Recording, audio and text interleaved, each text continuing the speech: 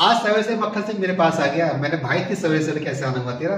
बोला सर कल आप मेरे घर के इनॉग्रेशन में आए और आपने मुझे बताया कि एस्टेरॉइड जो है वो प्लेनेट तो बन सकते हैं लेकिन देवगुरु बृहस्पति उनको प्लेनेट नहीं बनने दे रहे। ये बात सर पूरी रात मेरे दिमाग में चलती थी। मैं सवेरे सवेरे जागा, मैंने मम्मी से कहा भाई पानी दे दे, चाय दे दे, और मैं अभी पहले सर के पास जा रहा हूँ, बाद में आके नाश्ता करूंगा। बोले अच्छा ठीक है जाओ, लेकिन जल्दी आ जाना समय से। तो मैं सवेरे सवेरे आपके पास आ गया, कहो तो आपके लिए चाय बना, तो मैंने चाय पी ली। अच्छा बैठ जाए, क्योंकि वैसे नींबू की चाय पीता हूँ तो ये दूध वाली चाय भी पीता नहीं। तो बोले सर आप बताओ कि देवगुरु बृहस्पति एस्टेरॉइड्स को प्लेनेट क्यों नहीं बनने देंगे? तो मैंने देख भाई बात को सुन, एस्टेरॉइड्स का डिस्टेंस कितना है सन से? बोला सर लगभग 48 करोड़ किलोमीटर। और मैंने देवगुरु बृहस्पति का कि जुपिटर का डिस्टेंस कितना? बोला सर लगभग 78 करोड़ किलोमीटर।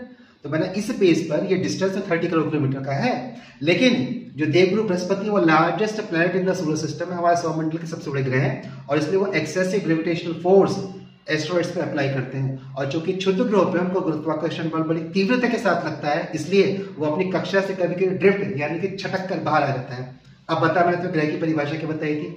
तो बोला सब उसकी अपनी एक निश्चित डायरेक्शन होगी, एक पर्टिकुलर पाथ होगा, एक पर्टिकुलर टाइम डिस्टेंस होगा, एक पर्टिकुलर टाइम फ्रेम होगा, और उसके साथ उसकी ऑर्बिट कहीं और ट्रांजिशन नहीं करनी चाहिए, संक्रमण नहीं करनी चाहिए। तो मैंने बस यहीं पर पूछा, वो ग्रह ही क्या जो अपनी ऑर्बिट यानी कि कक्षा से बाहर हो जाए। चूंकि gravitational force, excessive gravitational force Jupiter के द्वारा अप्लाई करा जाता है, इसलिए कभी भी एस्टेरॉइड्स अपने ऑर्बिट से ड्रिफ्ट कर सकता है। और चूंकि वो अपने ऑर्बिट से ड्रिफ्ट कर गया है, कक्षा से बाहर हो गया है, इसलिए वह अपने निश्चित कक्षा में रहना अभी जानता नहीं है, यानी कि उसके पास अपनी मैच्योरिटी नहीं है। और जिसके पास मैच्योरिटी नहीं है उसको तुम ग्रह कैसे बना दोगे सौरमंडल का? सौरमंडल का ग्रह होना मतलब समझो, सूर्य का सेकंड पोजीशन है, तो उसको इतनी आसानी से ग्रह नहीं बनाया जा सकता। हाँ, कभी देवगुरु बृहस्पति की कृपा हुई और उनका ग्रेविटेशनल फोर्स थोड़ा डाउन हो गया, यानी कि गुरुत्वाकर्षण बल के रूप में जो उनका क्रोध है वो थोड़ा शांत हो गया, तब ये क्षुद्र ग्रह में परिवर्तित हो सकते हैं, लेकिन अभी के लिए कोई संभावना नहीं है। इसलिए उनको पोटेंशियल ग्रह यानी कि संभावित ग्रह बोला जाता है।